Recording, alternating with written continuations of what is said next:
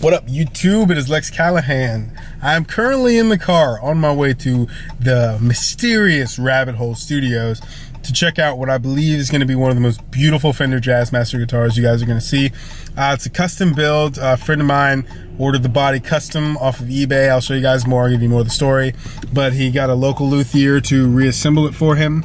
And it's going to be one of the most beautiful instruments that you guys have seen. I apologize for the terrible lighting. But I mean, like, this fucking car lighting sucks. So, we'll see you guys shortly once I arrive. Thanks for tuning in. Gives way to all actions, just look at the facts spread all around.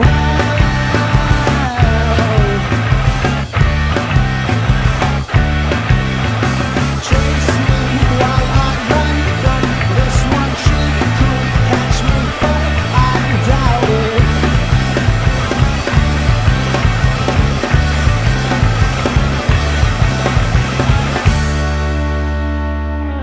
Hanging out over here at the Rabbit Hole Studios with my boy Nicky B. We got hella toys here. Just got done recording through this BOSS Katana, which was actually surprisingly really good sounding through the guitar I played, which was one of the coolest things I've ever gotten the chance to play because Nicky B is a badass. Make sure you guys check him out. Rabbit Hole Studios, link in the description. He also turned me on to these pics with the logo of a project I played with him in called the White Rabbit Collective. I can get it to focus there. Come on, buddy. There we go. Oh. And this is the infamous Lizard King Jazzmaster. This guy. Carved body. See if I can get it in the light for you guys. Look at it. Carved body. Dual humbuckers. Pretty dope. Had the Mexican Jazzmaster neck. I believe he actually had to custom order this body off of eBay. It was quite expensive. And then bought another Jazzmaster, ripped out all the guts, and attach them to this body, including the pick guard. But I'll show you guys some clips a little bit later, but it sounds phantasmal, and the detail even goes along. If I can get you there, the back end of the body, and it's just absolutely gorgeous. So chilling in the rabbit hole.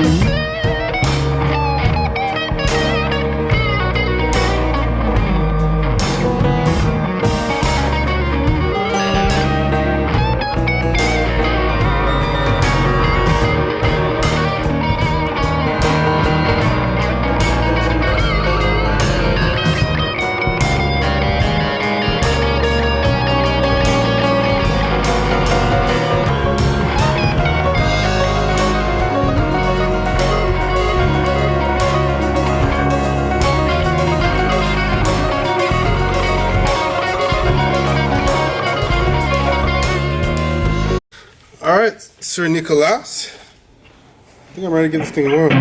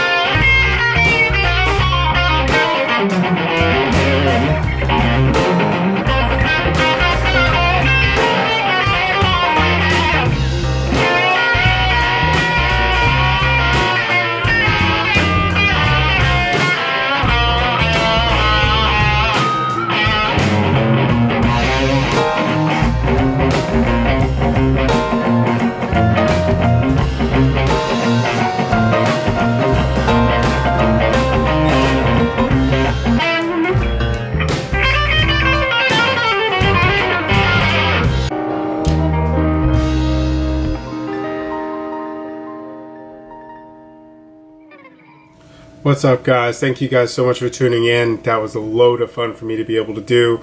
Thanks again to Nick Bradfield and the Rabbit Hole for allowing me to come in and temporarily occupy their space and kind of lay down some tracks. So as you guys can see, that Jazzmaster really has some really cool tones that you're capable of getting out of it.